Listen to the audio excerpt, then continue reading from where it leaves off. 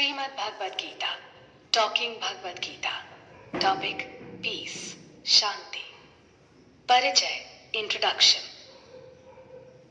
शांति इस दुनिया में हर किसी की सबसे बड़ी मांग है। साथ ही मन की स्थिर अवस्था को शांति कहते हैं। मन के अंदर जब विचारों की उथल पुथल होती है तो व्यक्ति अशांति का अनुभव करते हुए परेशान हो जाता है। गरीब व्यक्ति को देखकर लगता है कि वो दुखी है क्योंकि उसके पास जीवन जीने के लिए मूलभूत वस्तुओं की कमी है। परंतु जब कोई व्यक्ति हद से ज्यादा रईस होता है और अधिकतर समय दुखी परेशान दिखाई देता है, तब उसके बारे में क्या कहा जाए? उसके पास वस्तुओं का अभाव नहीं है, बस अभाव होता है शांति का।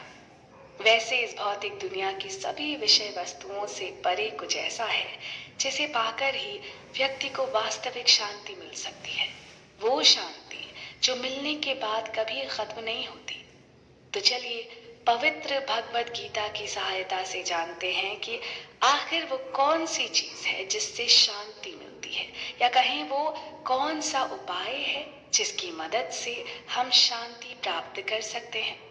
साथ ही जानेंगे कि वो कौन से कारण हैं जिससे हमारे अंदर अशांति आती है, यानी इसके कारण व समाधान दोनों को ही सीधा भगवान श्री कृष्ण की मदद से समझते हैं।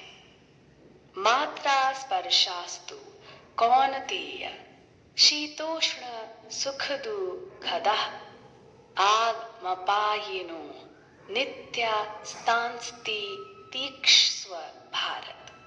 अध्याय 2 का ये श्लोक आपको काफी प्रेरणादायक लगेगा, क्योंकि भगवान श्री कृष्ण अर्जुन को बड़े स्पष्ट शब्दों में कहते हैं कि हमें बिना परेशान हुए जीवन में आने वाले सुख दुख को सहन करना सीखना चाहिए। भगवान कृष्ण कहते हैं, जीवन में जितने भी सुख दुख आते हैं वो सब क्षणिक होते हैं। ना तो दुख ज्यादा समय रुकेगा और ना ही सुख। सुख दुख का आना जाना ठीक सर्दी गर्मी के मौसम के आने जाने जैसा है।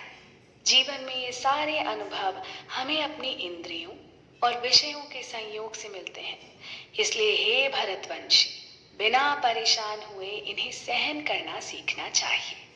अब यहाँ सुख दुख की बात हुई है, जो हमें हमारे ही कर्म फल के रूप में समय समय पर मिलते रहते हैं, और जो कर्म हम अभी कर रहे हैं इसका हिसाब किताब आगे चलकर भविष्य में दिखाई देगा।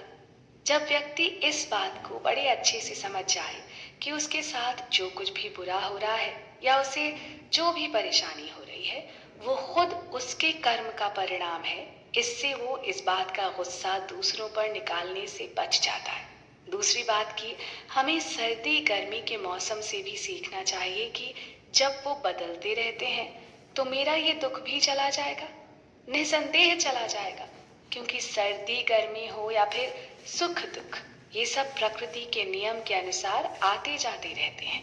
ये पूरी भौतिक दुनिया ही प्रकृति के नियम से चलती है, जो प्रकृति खुद भगवान कृष्ण के नियंत्रण में है। तो बुरे समय में इस मूल मंत्र को याद रखने से आपको काफी शांति मिलेगी। लेकिन ऐसा नहीं करने से आप बस दुख से परेशान होते रहेंगे, और परेशान होने से बुरे हालात अचानक अपने आप नहीं बदल जाते। सबका एक निर्धारित समय होता है। तो सहन शक्ति की मदद से हम न सिर्फ अच्छे बुरे हालातों में खुद को नियंत्रित कर पाते हैं, बल्कि उसकी मदद से अपने अंदर की दुनिया को भी बेहतर से समझ पाते हैं। अंदर की दुनिया से तात्पर्य हुआ आत्मा तत्व को समझना, परमात्मा श्री कृष्ण को समझना और खुद को उनसे जोड़ना। सिर्फ श्री कृष्ण ही हमें स्थिरता प्रदान कर सकते हैं, क्योंकि शांति शब्द का अर्थ ही होता है मन की स्थिरता, जो सिर्फ भगवान श्री कृष्ण का ध्यान करके ही पाई जा सकती है। बेशक व्यक्ति कितने भी बुरे हालात में क्यों न फंसा हो, अगर वो हमेशा कृष्ण को अपने ध्यान में रखता है तो भगवान उसे दुख को सहन करने की शक्ति भी देते हैं। अब भगवान को ध्यान रखने के लिए कई विधियां हैं, जैसे भक्तों की संगति में रहना, साधु संतों की बातों को सुनना, शास्त्रों को पढ़ना, भगवान के द्वारा बोली पवित्र भगवद गीता का प्रतिदिन अध्ययन करना सबसे अच्छा है। इसके अलावा रोजाना श्री कृष्ण के पवित्र नाम का जप करना भी अच्छा उपाय है। इन उपायों को अपनाकर हम भगवान कृष्ण के साथ खुद को जोड़ सकते हैं और उस शांति को प्राप्त कर सकते हैं जो इस भौतिक संसार में कभी नहीं मिलती है। ना सतो विद्यते भावो न भावो विद्यते सतः उभरोरपि दुष्टो न स्तवन योस्त्वदर्शिभिः। यहाँ भगवान कृष्ण अर्जुन को बताते हैं कि तत्वदर्शियों ने भी यही पता लगाया है कि असत्य का कोई अस्तित्व नहीं होता है, क्योंकि वो हर वक्त बदलता रहता है, जबकि इसके विपरीत सत्य कभी भी बदलता नहीं, वो हमेशा एक जैसा ही रहता है, यानी शाश्वत। शाश्वत को आत्मा के रूप में समझा जा सकता है जो कभी नहीं बदलती, जबकि ये शरीर हर समय बदलता रहता है। ये शरीर एक समय पर नहीं था, फिर हुआ और एक समय बाद समाप्त हो जाएगा, लेकिन आत्मा हमेशा से थी, है और रहेगी। इसी कारण शरीर को असत्य और आत्मा को सत्य कहा गया है। अब इस श्लोक की मदद से जानते हैं कि आखिर जीवन में शांति कैसे पाई जाए। तो इसके लिए सबसे पहले हमें अपना आधार देखना होगा, या कहीं नींव को देखना होगा जिस पर हम खड़े हैं। उदाहरण के लिए, अगर एक व्यक्ति जमीन पर खड़ा है तो वो ज्यादा सुरक्षित अनुभव करेगा। अगर उसे हवा में छोड़ दिया जाए तो उसे नीचे गिरकर मर जाने का डर लगेगा, या फिर उसे किसी दलदली जमीन पर खड़ा कर दें तो उसे जमीन के अंदर धंस जाने का डर लगेगा। कुल मिलाकर अगर पैरों के नीचे ठोस जमीन है तो हम सुरक्षित महसूस करते हैं। ये तो बाहरी तौर पर दिखने वाली स्थिति हुई, लेकिन ठीक ऐसी ही स्थिति हमारे अंदर की भी होती है। हमारी बुद्धि, मन, विचार व इंद्रियां भौतिक जगत के धरातल पर खड़ी हैं, जो धरातल बेहद कमजोर है। ये भौतिक जगत उस दलदली जमीन से कोई कम नहीं है। जितना आप इस पर खड़े रहेंगे उतना धीरे धीरे ये आपको अपने अंदर लेती जाएगी। हम हर समय भौतिक जीवन में सुख आराम खोजने की कोशिश करते हैं, उसके अनुसार कर्म करते हैं और उनके कर्म फल के कारण इस भौतिक जगत में और फंसते ही चले जाते हैं। इसका कारण साफ है कि हमने इस जगत को ही अपना असली स्थान व लक्ष्य मान लिया है, जिस कारण हम हमेशा अस्थिरता, असुरक्षित, बेचैनी, दुख और अशांति का अनुभव करते हैं। जिन वस्तुओं से हमने खुद को यहाँ जोड़ लिया है उनका स्वभाव ही अस्थायी और हमेशा बदलते रहने वाला है। इसका एकमात्र उपाय है कि व्यक्ति उस दलदली जमीन को छोड़कर किसी दूसरी ठोस जगह पर चला जाए। ठीक ऐसे ही व्यक्ति इस अस्थिर भौतिक दुनिया के बजाय आध्यात्म के धरातल पर खड़ा हो। भगवत गीता हमें पदार्थ यानी मैटर से आत्मा यानी स्पिरिट की ओर चलने का मार्ग दिखाती है। यह आत्मा तत्व ही वो मजबूत आधार है जिस पर खड़े होकर या जिसे समझकर हम हमेशा शांति व सुरक्षा अनुभव कर सकते हैं। आत्मा का ये आधार कभी डगमगाता नहीं। जब व्यक्ति अपनी आसक्ति को पदार्थ से हटाकर आत्मा यानी मूल रूप से भगवान कृष्ण पर लगाता है, तब वो वास्तविक शांति का अनुभव कर पाता है। ये शांति भगवान कृष्ण से ही आती है, जिन्हें आप हमेशा शांत व मुस्कुराता हुआ ही देखेंगे। इसके साथ ही भक्ति योग वो मार्ग है जिस पर चलकर व्यक्ति समझ पाता है कि आखिर कैसे स्वयं को श्री कृष्ण की सेवा में लगाते हुए खुद को उनसे जोड़ना है। दूसरी बात कि जो भी व्यक्ति पूर्ण विश्वास के साथ इस भक्ति मार्ग पर चलता है उसकी रक्षा खुद भगवान कृष्ण करते हैं। भगवान ने हमारी मदद करने हेतु ही हमें वेद शास्त्र, गीता, उपनिषद प्रदान किए हैं, जिनके अध्ययन से भगवान को जाना जा सकता है। साथ ही हरे नाम जप और मंदिर में भगवान के विग्रह सेवा, ये सब भी वो माध्यम है जिससे किसी भी दिल में कृष्ण के प्रति श्रद्धा भाव बढ़ा सकता है। वेद शास्त्र, हरे नाम और भगवान के विग्रह सेवा आदि दिव्य हैं, फिर भी ये हमारी पहुंच में है, जिनकी मदद से जीव अपने मन को शुद्ध कर सकता है और धीरे धीरे भक्ति मार्ग पर उन्नति करते हुए असीम शांति व आनंद प्राप्त कर सकता है। कर्मण्येवाधिकारस्ते मा फलेषु कदाचन मा कर्म फल हेतु भूर्मोते सदगो स्वधर्म कर्मणि। भगवत गीता के कई अहम श्लोकों की सूची में ये वाला श्लोक भी शामिल है। वैसे संपूर्ण भगवत गीता ही अपने आप में काफी महत्वपूर्ण है। इस श्लोक में श्री कृष्ण अर्जुन को कहते हैं कि तुम कर्म फल के लिए हेतु मत बनो और ऐसा भी ना करो कि कर्म न करने के प्रति तुम्हारी आसक्ति हो जाए। अब इस बात को और अच्छे से समझते हैं। श्री कृष्ण के कहे अनुसार जब व्यक्ति कोई कार्य करने के साथ ही उससे मिलने वाले परिणाम यानी कर्म फल के बारे में सोचने लगता है तो वो उससे बंध जाता है। लेकिन कर्म फल की इच्छा त्याग देने से वो कर्म करता हुआ भी नहीं बंधता। वास्तव में देखा जाए तो कर्म करने से उतनी समस्या पैदा नहीं होती जितना उससे मिलने वाले अच्छे बुरे परिणाम के बारे में हम सोच सोच कर समस्या पैदा कर लेते हैं। व्यक्ति काम करेगा और उससे कई प्रकार के लाभ पाने की इच्छा रखेगा, जैसे कि किसी काम को करने से उसे धन मिल जाए, यश भी मिल जाए, समाज में लोग उसका आदर सत्कार करें आदि। इस कर्म फल के विचार में खोकर ही व्यक्ति अपनी सुख शांति सब खो बैठता है। अब कर्म फल की कामना रखने पर जब वो पूरी हो जाती है तो व्यक्ति में उसे और पाने का लालच बढ़ जाता है। फिर वो और नए नए कर्म करके आनंद भोगने की इच्छा करने लगता है। इसके विपरीत अगर कामना पूरी नहीं होती तो इससे व्यक्ति को गुस्सा आने लगता है। तो दोनों ही स्थिति में व्यक्ति ने अपनी शांति खो दी और इस भौतिक दुनिया में बंद कर रह गया, क्योंकि प्रकृति व्यक्ति को उसकी इच्छा पूरी करने का बार बार अवसर देती है और व्यक्ति 84 लाख योनियों में जन्म लेता व मरता रहता है। अगर कोई इन दोनों ही बातों को अच्छे से समझकर अपने व्यवहार में उतार लेता है तो वो कर्म फल की इच्छा करने से खुद को रोक सकता है और परमात्मा तत्व को पाने हेतु प्रयास कर सकता है। अब इस श्लोक में कही दूसरी बात को समझते हैं। कर्म फल से लगाव नहीं रखना है, परंतु ऐसा भी नहीं होना चाहिए कि व्यक्ति अपना कर्म करना ही छोड़ दे, क्योंकि ऐसा करने से भी बंधन पैदा होता है। कर्म नहीं करने से व्यक्ति में आलस बढ़ जाता है और आलस तमोगुण है। तमोगुण में आने से व्यक्ति को हर समय सोने या कहीं आलस्य प्रमाद में भी आनंद मिलने लगता है, जिस आनंद के चलते वो जरूरत से ज्यादा सोता है या आलस करता है। इस प्रकार वो अपने बहुमूल्य समय को बर्बाद करता है जो उसे आत्म साक्षात्कार के लिए मिला है। साथ ही सिर्फ मनुष्य ही आत्म साक्षात्कार कर सकता है।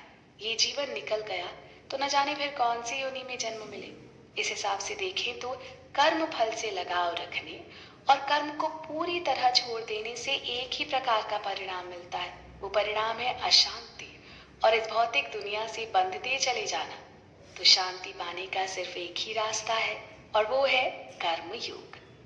जब हम सारे काम सिर्फ और सिर्फ अपनी खुशी के लिए करते हैं, यानी खुद के सेल्फ ग्रेटिफिकेशन के लिए, तो वो कर्म कहलाता है। लेकिन जब हम भगवान कृष्ण की खुशी के लिए कर्म करते हैं तो वो कर्म योग कहलाता है। कर्म योग में व्यक्ति कभी इस संसार से बंधता नहीं है और ना ही उससे व्यक्ति का कभी कुछ बुरा होता है। मनुष्य का शरीर हमें भगवान को समझने और उनके पास वापस जाने हेतु ही मिला है, लेकिन हमने पूरी तरह से इस शरीर को अपना ही मान लिया है और हर समय इसे सुख देने के लिए कर्म करते हैं। दूसरी तरफ अगर कोई ये सोचे कि ये शरीर भगवान कृष्ण का दिया हुआ है और मैं भगवान की दी वस्तु का ध्यान रख रहा हूँ, तो इससे कोई बंधन नहीं होता। इन दोनों में एक सोच भौतिक है तो दूसरे आध्यात्मिक। व्यक्ति अपने कर्म के माध्यम से भी श्री कृष्ण की पूजा कर सकता है। अब जैसे कि अर्जुन ने युद्ध किया, बेशक कुछ देर के लिए वो भावुक होकर भ्रमित हो गए थे, परंतु भगवान कृष्ण से दिव्य ज्ञान पाकर वो युद्ध करने को पुनः तैयार हुए थे और कृष्ण की इच्छा अनुसार युद्ध किया, क्योंकि श्री कृष्ण धर्म की स्थापना करना चाहते थे जो दुष्ट दुर्योधन के कारण खतरे में आ चुका था। इस प्रकार अर्जुन ने युद्ध के परिणाम से ज्यादा कृष्ण की इच्छा का ध्यान रखा। जब भी हम ऐसा करते हैं तो श्री कृष्ण भावनात्मक असुरक्षा से हमारी रक्षा करते हैं और फिर हम शांति व स्थिरता के साथ अपने काम को बेहतर तरीके से कर पाते हैं। तो कुल मिलाकर हमें अपनी चेतना को भौतिक वस्तुओं में उलझाना नहीं है, बल्कि उसे आध्यात्म के स्तर पर लेकर जाना है। प्रसादे सर्वदु खानम हानि रज्योपजायते प्रसन्न चेतसो हाश बुद्धि परवर्तनिष्ठि। श्लोक में श्री कृष्ण अर्जुन को बताते हैं कि शांति मिलने पर व्यक्ति के जीवन से दुखों का अंत हो जाता है। दुखों के अंत से खुशी का अनुभव शुरू होता है और फिर प्रसन्नचित्त व्यक्ति की बुद्धि जल्दी ही स्थिर अवस्था में आ जाती है। अब पहले के कई श्लोकों में इस बात का उल्लेख हो चुका है कि व्यक्ति अपनी इच्छाओं के कारण दुख भोगता है। हालांकि इच्छा करना गलत बात नहीं है, लेकिन अंतर इस बात का आता है कि आखिर हम इच्छा किस वस्तु की कर रहे हैं। अज्ञानता के कारण हम भूल जाते हैं कि हम आत्मा है। आत्मा जो शाश्वत है, कभी मरती नहीं, और आत्मा को इस भौतिक दुनिया की अस्थायी विषय वस्तुओं व भोगों से कभी खुश नहीं किया जा सकता है। हम इस भौतिक दुनिया से जितना लगाव रखते हैं, उतना हमारी बुद्धि अशुद्ध और अज्ञानी हो जाती है, जिससे हमारे अंदर फिर अशुद्ध इच्छाएं ही आती हैं।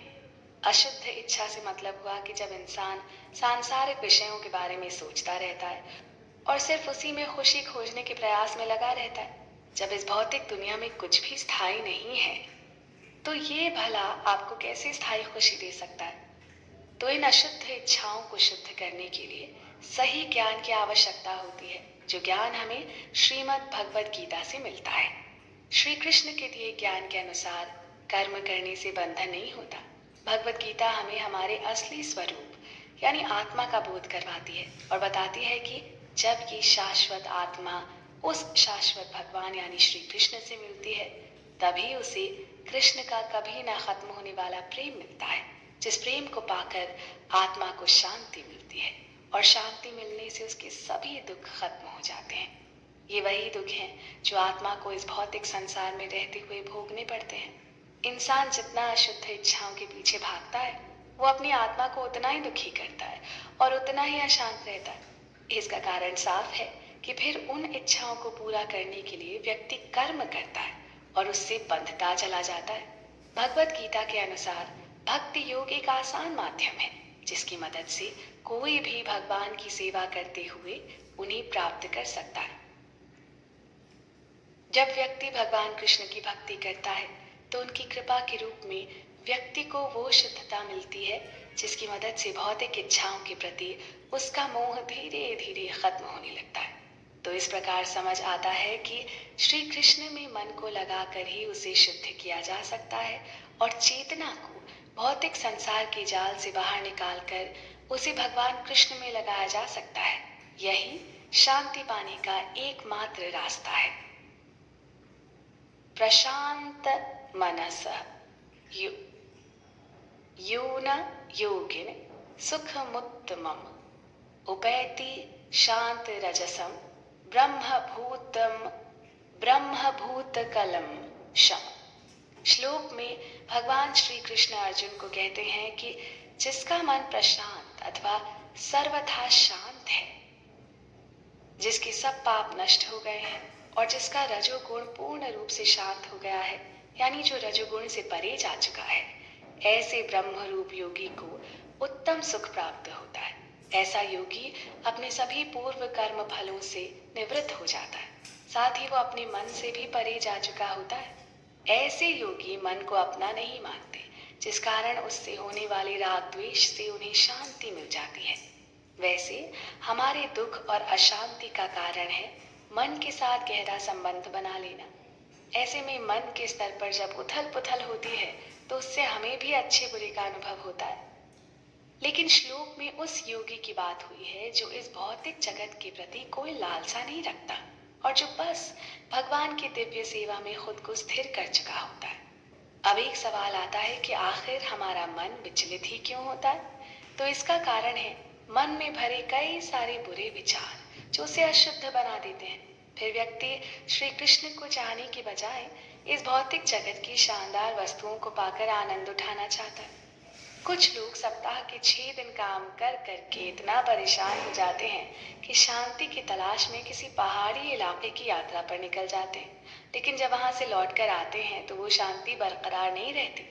उनका हाल पहले जैसा ही हो जाता है। बेशक खूबसूरत वादियों को देख पल भर के लिए सुकून शांति मिली हो, परंतु ये उचित समाधान नहीं है। इसके लिए व्यक्ति को सबसे पहले अपने मन को शुद्ध करना होता है, ताकि बुरे विचारों से बार बार भौतिक दुनिया और इसकी विषय वस्तु की ही ओर न धकेले। दरअसल जब मन आपको किसी वस्तु को पाने के लिए प्रेरित करता है तो आपको उसके लिए काफी मेहनत करनी पड़ती है। और जब व्यक्ति मेहनत कर करके थक जाता है तो पहाड़ों या फिर किसी दूसरी शांत जगह पर घूमने चला जाता है।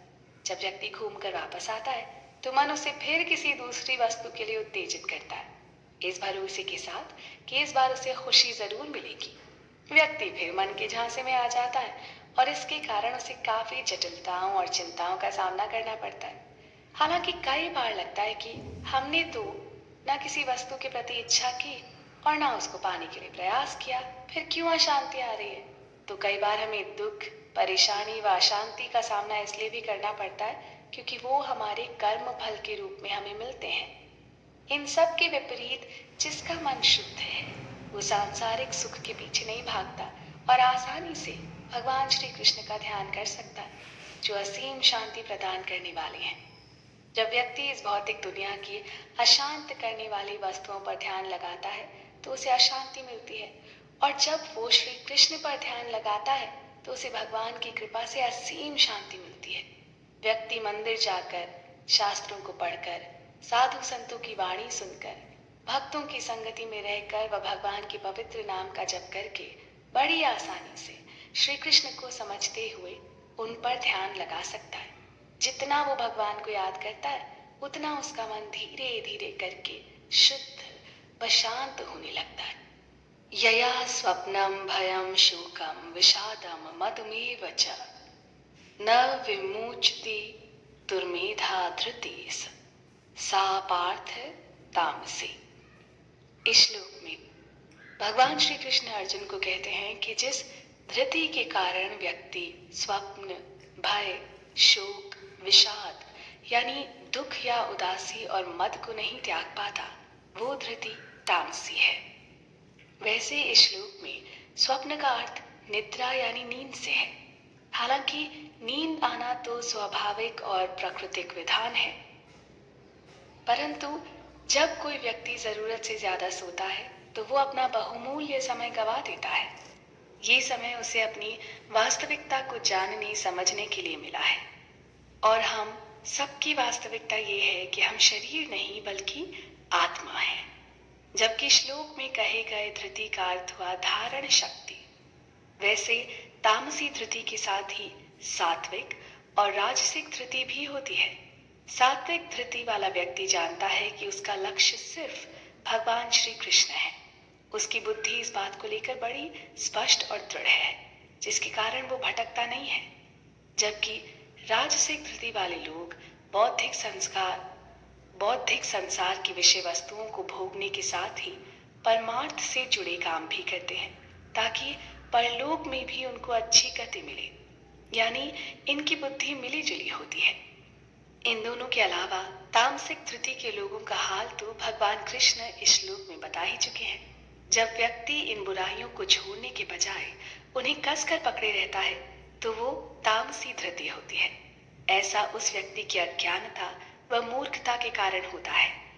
वैसे आज व्यक्ति जितनी शांति चाहता है उसकी बजाय उल्टा उसे ज्यादा से ज्यादा तनाव और परेशानियों का सामना करना पड़ रहा है। इसके अलग अलग कारण होते हैं।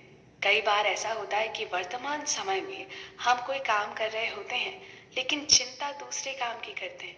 हम कुछ चीजों को नियंत्रित करने की कोशिश करते हैं जो वास्तव में हमारे नियंत्रण में होती ही नहीं है। दरअसल आज इतना आधुनिकीकरण हो चुका है, साथ ही टेक्नोलॉजी इतनी आगे निकल आई है कि व्यक्ति को धोखा होने लगता है कि वो हर स्थिति को अपने अनुसार बना बिगाड़ सकता है। हर चीज पर उसका नियंत्रण है। टेक्नोलॉजी ने इंसानों को शक्तिशाली बेशक महसूस करवाया है, फिर भी उसे ये नहीं भूलना चाहिए कि आखिरकार भगवान श्री कृष्ण ही सर्वोपरि हैं और सब कुछ उनके नियंत्रण में ही है। कई बार व्यक्ति सारे प्रयास करके हार चुका होता है और उसकी सारी उम्मीद लगभग खत्म हो चुकी होती है, और तभी कुछ ऐसा होता है जो उसने कभी नहीं सोचा था। एक नया अवसर उसे मिलता है, नई रोशनी की किरण दिखाई देती है। तो वास्तव में श्री कृष्ण बुरे में से भी कुछ अच्छा खोजकर उम्मीद खोते व्यक्ति को जिंदा कर देते हैं। तो यहाँ दो बातें समझने वाली हैं। पहला, ये सोचना कि सब कुछ खुद के नियंत्रण में है, और दूसरा, सर्वोच्च नियंत्रक जो कि कृष्ण है को पूरी तरह भुला देना। जब हम अपने साथ हो रही बुरी घटनाओं को रोक पाने में विफल हो जाते हैं और इसे साथ ही साथ श्री कृष्ण को भी नहीं मानते, तो इससे हमारे अंदर सिर्फ चिंता ही बढ़ती है। एक इंसान का झूठा अहंकार और दूसरा सच्चाई को न स्वीकार करना उसकी परेशानी को बढ़ा देता है। आप यहाँ इस बात को भी समझें कि हर समय ज्यादा सोचते रहने से ही सिर्फ तनाव नहीं होता, बल्कि जब इंसान सब कुछ अपने अनुसार होते हुए देखना चाहता है, चीजों पर नियंत्रण रखना चाहता है, तब उसे तनाव मिलता ही मिलता है। इस मानसिकता को बदलने की जरूरत है। ऐसे में भगवत गीता के अध्ययन से हमें ज्ञान मिलता है कि बहुत सारी वस्तुएं जो हमें डरा रही होती हैं, वास्तव में वो हमारे मूल का कभी भी नुकसान नहीं कर सकती हैं, और वो मूल है आत्मा। भगवत गीता को पढ़ने से हमें ये भी अच्छे से समझ आता है कि भगवान कृष्ण ही सर्वव्यापी परम नियंत्रक हैं। जब हमारे हालात हमारे हाथ से बाहर होते हैं, तब सिर्फ वही सब कुछ ठीक करने की क्षमता रखते हैं। इसलिए अगर हम अपने हर कार्य को भगवान की सेवा के रूप में करें तो शांति अवश्य मिलेगी। साथ ही तनाव से लड़ने की हमारी क्षमता मजबूत होगी। सारी चिंताओं से मुक्ति पाने का सिर्फ यही एकमात्र रास्ता है। मच्चित सर्व दुर्गाणि मत प्रसादात श्री यशि अथ चेत्व महड कारान्न क्षोक्षयसि विनद क्षयसि। श्री कृष्ण अर्जुन को कहते हैं कि यदि तुम अपने चित्त को मुझ में लगाते हो तो मेरी कृपा से सभी बाधाओं को पार कर जाओगे, लेकिन यदि तुम अहंकार वश मेरी बात को नहीं सुनोगे तो तुम्हारा विनाश हो जाएगा। भगवान ने आखिर में कहा है कि तुम्हारा विनाश हो जाएगा। इसका मतलब ये नहीं कि भगवान अर्जुन को धमकी दे रहे हैं या हम सबको धमकी देने की कोशिश कर रहे हैं, बल्कि वो अर्जुन के भले के लिए ऐसा कह रहे हैं। अब जैसे एक बच्चा आग को देखते हुए उसकी ओर बढ़ता है और उसके काफी पास चला जाता है।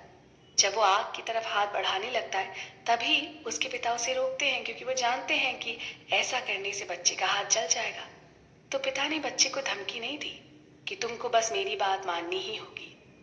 पिता के कहने के बाद भी अगर बच्चा आग में हाथ डालेगा तो वो जलेगा ही, उसका परिणाम बुरा होगा ही, इसमें कोई शक नहीं।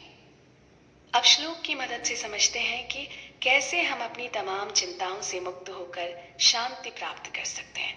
लेकिन इससे पहले एक बात और समझने वाली है कि कई बार हम किसी वजह से बड़े परेशान होते हैं और हर समय उस विषय के बारे में सोच सोच कर और ज्यादा परेशान हो जाते हैं।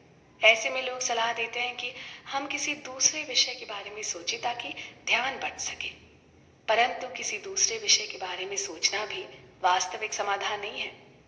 जब हम एक भौतिक विषय से मन को हटाकर किसी दूसरे भौतिक विषय पर लगाते हैं तो ये समाधान नहीं कहलाता। कुछ समय बाद मन उस दूसरे विषय से भी परेशान हो जाता है या ऊब जाता है। इस स्थिति में हमें एक ऐसा उचित विषय चाहिए होता है जो हमें असीम शांति की अनुभूति करवा सके, और वो विषय स्वयं श्री कृष्ण ही है। जब हम अपना ध्यान श्री कृष्ण पर लगाते हैं तो इससे हमारे अंदर जागरूकता बढ़ती है। हम बेहतर तरीके से समझ पाते हैं कि जिस शांति की तलाश में हम दर दर भटक रहे हैं, वो शांति तो वास्तव में श्री कृष्ण के रूप में हमारे अंदर ही बसी है। यानी आपको बाहरी तत्वों या घटनाओं पर निर्भर नहीं रहना पड़ेगा। श्री कृष्ण पर ध्यान लगाने से व्यक्ति समझ पाता है कि श्री कृष्ण जितना दयालु, प्रेम करने वाला इस जगत में दूसरा कोई नहीं है। जब व्यक्ति अपने अंदर भगवान कृष्ण की अनुभूति करता है तो वो समझ जाता है कि चाहे जो हो जाए, कृष्ण सदैव मेरे साथ है। इस विश्वास के साथ हमें शांति मिलती है और हम फिर हर वस्तु को स्पष्ट रूप से देखते हुए पूरी समझदारी के साथ समस्या से लड़ पाते हैं। हमेशा बस याद रखें कि श्री कृष्ण के प्रति सचेत होकर और उनकी कृपा से व्यक्ति आसानी से अपनी बाधाओं को पार कर सकता है। तमेव शरणं गच्छ सर्वभावेन भारत, तद प्रसादात् पराम शांतिम स्थानम प्रापस्यसि शाश्वतम। हमें आखिर किस प्रकार शांति मिल सकती है? हर दिन व्यक्ति अपने जीवन को बेहतरीन और शांतिपूर्ण बनाने का प्रयास करता है। लेकिन पूरा दिन भागम भाग में ही बीत जाता है। हम इस बीच शांति सुकून का अनुभव नहीं कर पाते। परंतु इस श्लोक में भगवान श्री कृष्ण ने बड़े ही साधारण शब्दों में अर्जुन को कहा है कि हे भारत, तुम पूर्ण रूप से यानी सभी भाव के साथ उस परमेश्वर की शरण में जाओ। उनकी कृपा से तुम परम शांति और शाश्वत परम धाम को प्राप्त करोगे। शाश्वत परम धाम जो कि श्री कृष्ण का धाम है, जो हमेशा एक जैसा रहता है। परंतु जिस भौतिक दुनिया में हम रहते हैं वो शाश्वत नहीं है। यहाँ सदैव बदलाव होते रहते हैं। भौतिक जगत का एक आरंभ है और एक समय पर इसका अंत भी होता है। ठीक ऐसे ही इस जगत में मिलने वाली हर वस्तु या हर भाव का भी आरंभ व अंत होता है। इसी कारण हमें मिला कोई सुख दुख या कोई सामान ज्यादा समय के लिए नहीं ठहरता। इंसान जीवन भर सुख शांति के लिए जो कर्म करता है, उससे आखिरी में वो इसी भौतिक जगत में बंद कर रह जाता है। तभी श्री कृष्ण ने यहाँ अपने शाश्वत परम धाम के बारे में बताया है, सिर्फ ये समझाने के लिए कि आत्मा को शाश्वत शांति सिर्फ इसी परम धाम में ही मिल सकती है और यहाँ जाने के लिए परमेश्वर कृष्ण की शरण लेनी होती है। इस परम धाम पहुंचने के बाद आत्मा लौटकर फिर कभी इस भौतिक दुनिया में नहीं आती। दूसरी बात यह भी है कि हम उस परमात्मा की संतान हैं, तो उनसे दूर हम इस जगत में भला कैसे खुश रख सकते हैं। परंतु हम इस भौतिक दुनिया की चमक धमक में इतना खो चुके होते हैं कि इसे ही अपना असली घर मानते हैं। जैसे जब हमें श्री कृष्ण के प्रति पूर्ण रूप से समर्पण करने को कहा जाता है, तो इससे हमारे अंदर परेशानी के साथ साथ निराशा का भाव भी आ जाता है। हम सोचते हैं कि श्री कृष्ण के पास जाने के लिए हमें अपनी सभी भौतिक इच्छाओं को मारना पड़ेगा या कहीं सब कुछ छोड़ना होगा। ऐसे में हम खुद को समाज से अलग थलग महसूस करने लगते हैं, जिससे हमारा विश्वास डगमगा जाता है और परेशानी बढ़ जाती है। परंतु वास्तव में देखा जाए तो जब हम अपनी इन इच्छाओं की परत को हटाकर उसकी गहराई में देखते हैं, तब समझ आता है कि दुनिया के हर व्यक्ति को वास्तव में प्रेम और शांति की ही तलाश है। बिना इसके भौतिक दुनिया में हर उपलब्धि खोखली लगती है।